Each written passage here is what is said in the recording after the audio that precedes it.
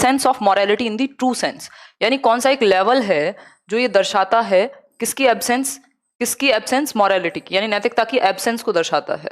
वही Lawrence Kohlberg के सिद्धांत में कौन सा स्तर नैतिकता की अनुपस्थिति को सही अर्थ में सूचित करता है, नैतिकता की अनुपस्थिति को सही अर्थ में सूचित करता है, ये पूछा है।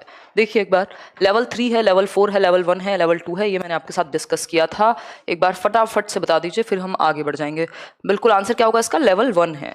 ये लेवल 1 है, स्तर 1 है, जिसमें कोई मॉरलिटी उसकी खुद की नहीं है, जीरो सेंस ऑफ मॉरलिटी है, एब्सेंस है मॉरलिटी की, मॉरलिटी से उसे फर्क नहीं पड़ता, बस उसको दंड से, पनिशमेंट से बचना है और अपना सेल्फ इंटरेस्ट देखना है, टिट फॉर टैट जिसको हम कह रहे हैं। बाकी उसको फर्क नहीं पड़ता दुनिया में क्या सही है क्या गलत है, एक तो उसको पनिशमेंट ना मिले और दूसरा उसका खुद का क्या फायदा है।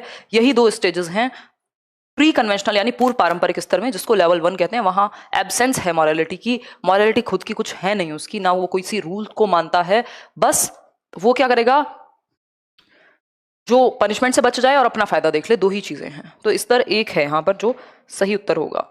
आगे बढ़ेंगे। What is a major criticism of Kohlberg's theory, यानी कोहलबर्ग की थ्योरी की मुख्य आलोचना क्या होगी, पूछ रहे हैं कोहलबर्ग की थ्योरी की मुख्य आलोचना क्या होगी, ये पूछ रहे हैं।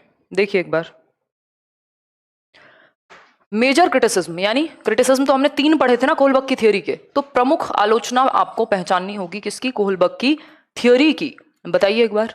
Kohlberg proposed a theory without any empirical basis, बिना अनुभव जन्य आधार के। अनुभव जन्य आधार तो थे क्योंकि बच्चों के सैंपल लिए हैं, डिस्कशन किया है, तो इसके साक्ष्य तो हैं, ठीक, सब कुछ ठीक है, तबियत ठीक है, थोड़ा बहुत कोल्ड है, टेंशन मत लो, यहां फोकस करो। Kohlberg proposed that moral reasoning is development, Kohlberg ने ये प्रपोज किया है कि जो मॉरल रीजनिंग है यानी नैतिक तर्कना है वही डेवलपमेंट है। ऐसा तो हमने कहीं नहीं पढ़ा, मॉरल रीजनिंग जो है, जो तर्कना है, जो तर्क लगाना है, वो हमें डिसीजन मेकिंग में हेल्प करता है, ना कि वो ही डेवलपमेंट है। तो ये भी हट गया, ये भी हट गया, ठीक, क्योंकि एम्पेरिकल बेसिस हैं, आधार हैं, एक्सपीरियंसेस के बेसिस पे ये थ्योरी बनी है, बच्चों को इंटरव्यू किया गया एडोलसेंट तक के, और फिर ये निकली बात। Kohlberg did not account for cultural differences in moral reasoning of man and women, यानी कोहलबर्ग ने ध्यान नहीं रखा किस चीज का, कल्चर का, यानी संस्कृति के बीच में या संस्कृति के कारण कोहलबर्ग ने पुरुषों एवं महिलाओं की नैतिक तार्किकता में सांस्कृतिक विभिन्नताओं को महत्व नहीं दिया, कि संस्कृति महिलाओं और पुरुषों को एक जैसा माहौल नहीं देती है कई बार कि वो सेम तरीके से अपनी मॉरलिटी को डेवलप कर पाए, ठीक। फिर है Kohlberg did not give clear cut stages, बिल्कुल क्लियर कट 6 स्टेजेस हैं और 3 लेवल्स हैं, तो ऐसे कैसे कह सकते हैं कि नहीं दी हैं स्टेजेस, तो सिर्फ एक ही आंसर सही बनता है, that is Kohlberg did not account for cultural differences in moral reasoning of man and women, यानी कोहलबर्ग ने पुरुषों एवं महिलाओं की नैतिक तार्किकता में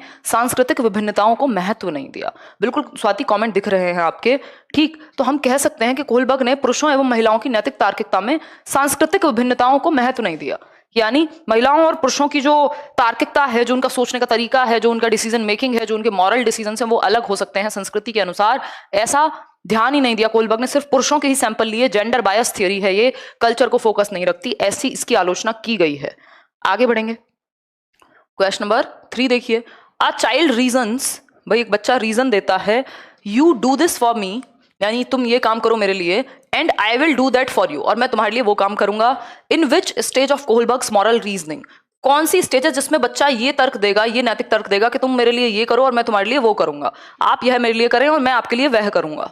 कौन सी स्टेज है ये, तो मैं आपको बहुत अच्छे से डिस्कस कर चुकी हूं कि कौन सी स्टेज है। एक मिनट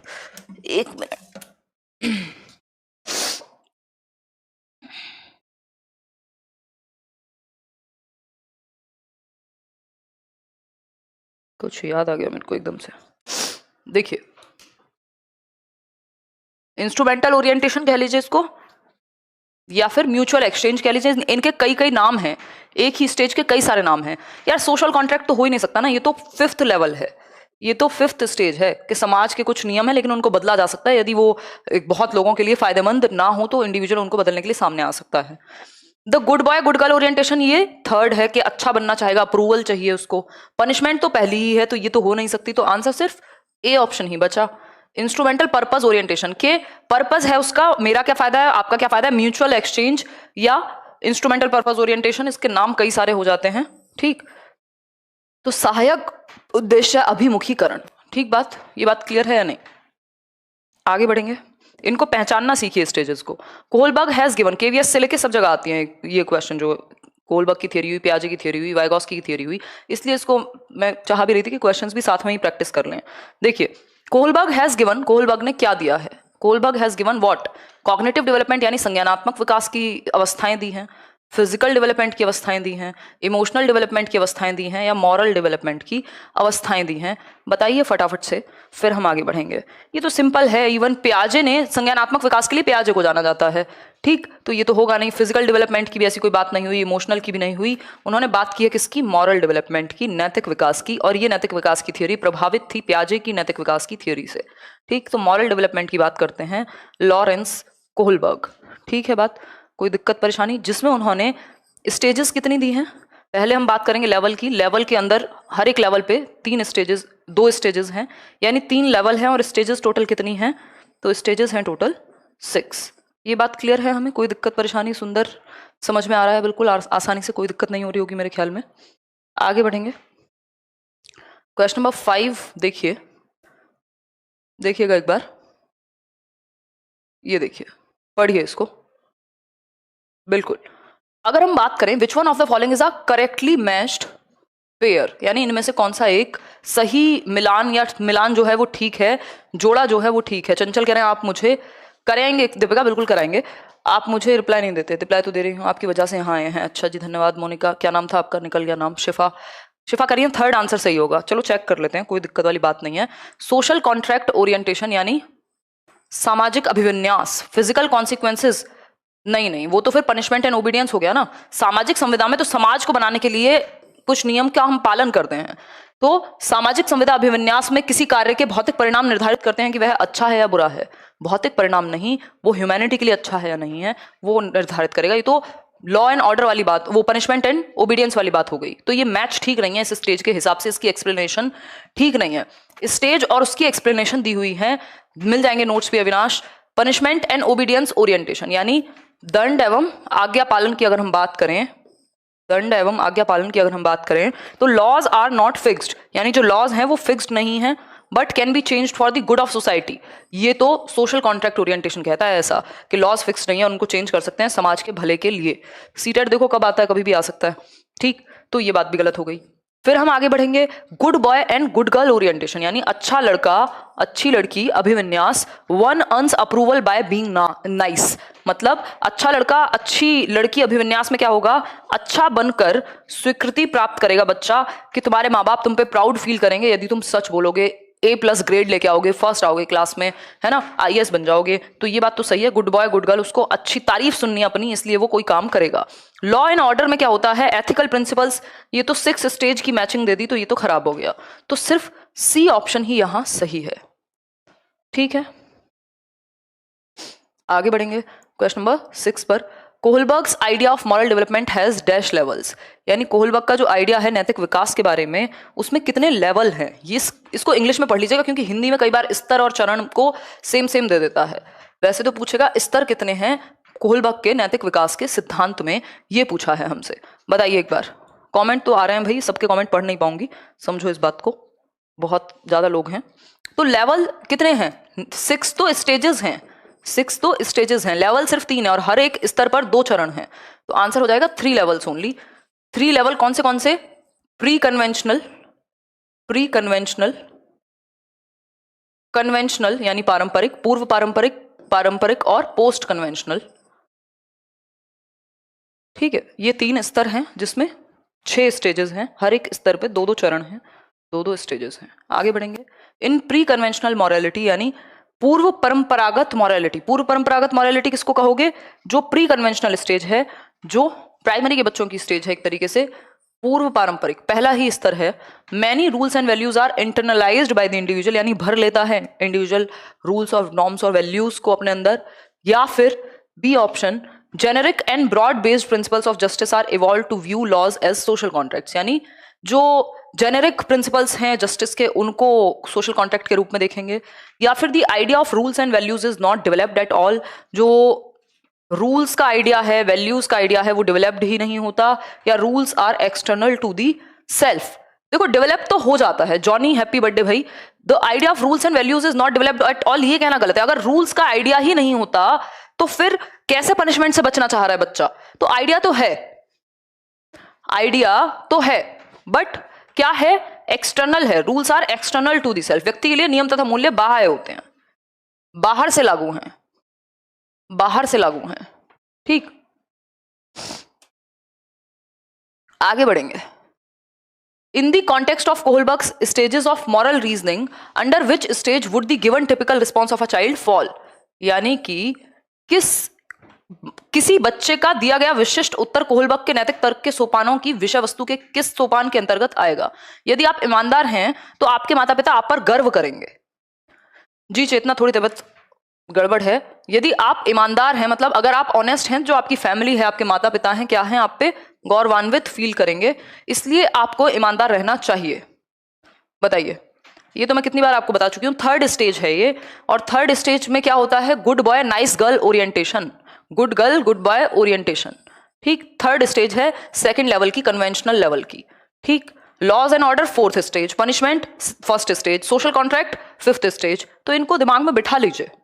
ठीक, अच्छा लड़का अच्छी लड़की अभिविन्यास, जिसमें बच्चा तारीफ के लिए कुछ करेगा, उसको अप्रूवल चाहिए अपने बड़ों का। क्वेश्चन नंबर 9 देखिए एक बार, बड़ा क्वेश्चन है थोड़ा सा। Lawrence Kohlberg's theory of moral reasoning has been criticized on several counts. जो कोहलबर्ग की थियरी है मॉरल डेवलपमेंट की, उसको कई ग्राउंड पे क्रिटिसाइज किया गया, कई बातों के लिए उसकी आलोचना हुई है। ठीक, Which of the following statements is correct in the context of this orientation? कौन सा एक स्टेटमेंट इस बात को लेकर के सही है, यानी कोहलबर्ग की आलोचना के बारे में कौन सी एक बात सही है? सरला बताइए, क्या कह रहे हैं आप? Kohlberg has not given typical responses to each stages of moral reasoning, यानी उन्होंने रिस्पॉन्स नहीं दिया। ऐसा तो नहीं है, हर एक स्टेज का बताया हुआ है किस स्टेज पे कैसे रिस्पॉन्ड करेगा बच्चा। फिर है कोहलबर्ग हैज डुप्लीकेटेड पियाजेज मेथड। ये मैंने आपको बहुत बार कहा है, कोहलबर्ग ने डुप्लीकेट नहीं किया। कोहलबर्ग इंस्पायर्ड हैं पियाजे की मॉरल डेवलपमेंट की थियरी से, उन्होंने अपनी अलग थियरी दी है। कोहलबर्ग्स थियरी, प्रेरणा लेना और किसी की नकल करना दो अलग चीजें हैं।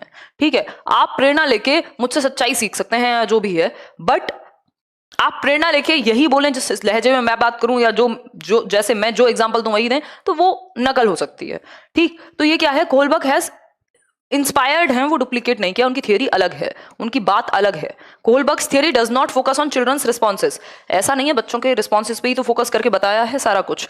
Kohlberg has based his study primarily on a male sample, ये बात सही है कि उनका जो है ये जेंडर बायस थियरी है, सिर्फ मेल सैंपल को ही आधार बनाया गया, सिर्फ जो लड़के थे या जो मेल थे उन्हीं के इंटरव्यू लिए गए, तो जेंडर बायस थियरी इसको कहा जाता है, इसीलिए ये हमें मानना ही होगा।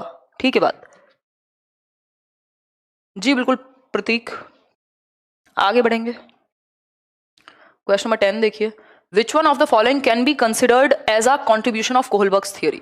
कोहलबर्ग की थियरी का कॉन्ट्रीब्यूशन किसको कहेंगे आप, ये पूछा है।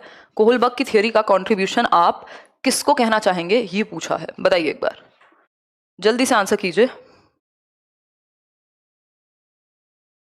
नहीं, डिलीट तो नहीं किया, पीडीएफ फाइल पे आ जाए क्वेश्चन की, मैं एक बार पूछ लूंगी इन लोगों से क्या गड़बड़ है, वैसे ऐसा तो कुछ किया नहीं है। जी ध्यान रखेंगे Priya. The theory has elaborate testing procedures, testing की तो कहीं बात ही नहीं हुई। It establishes a clear relationship between moral reasoning, यानी नैतिक तर्कना और एक्शन के बीच में क्या है, ये एक क्लियर रिलेशनशिप बताती है। हाँ, बात तो सही है। His beliefs is that children are moral philosophers, ऐसा वर्ड तो हमने कहीं नहीं पढ़ा। His theory has supported an association between cognitive maturity and moral maturity। अब ये बात, यहाँ पे दो आंसर हो सकते थे इसके, एक तो ये बी ऑप्शन। बी ऑप्शन क्या कहता है? It establishes a clear relationship between moral reasoning and action, यानी ये क्या है? नैतिक तर्क और कार्यवाही के बीच एक स्पष्ट संबंध स्थापित करता है। नैतिक तर्क और कार्यवाही के बीच, यानी यह है नैतिक तर्क और कार्यवाही, मतलब it establishes a clear relationship between moral reasoning and action. हाँ ठीक है, तर्क लगाया आपने और एक्शन ले लिया, बट जरूरी नहीं है तर्क लगा के हमेशा एक्शन लिया जाए, तो जरूरी है कि डी ऑप्शन इससे बेहतर है। फिर इसमें प्रॉब्लम हो सकती है, कई बार आपने रीजनिंग दे दी और नहीं लिया एक्शन। ठीक, तो आंसर डी ज्यादा बेहतर है। उनकी थियोरी ने सपोर्ट किया है एसोसिएशन किसके बीच में? कॉग्निटिव मैच्योरिटी और मॉरल मैच्योरिटी के बीच में, ये हम कह सकते हैं। सेकंड में प्रॉब्लम नहीं है, बट बेटर ऑप्शन डी है। आगे बढ़ेंगे।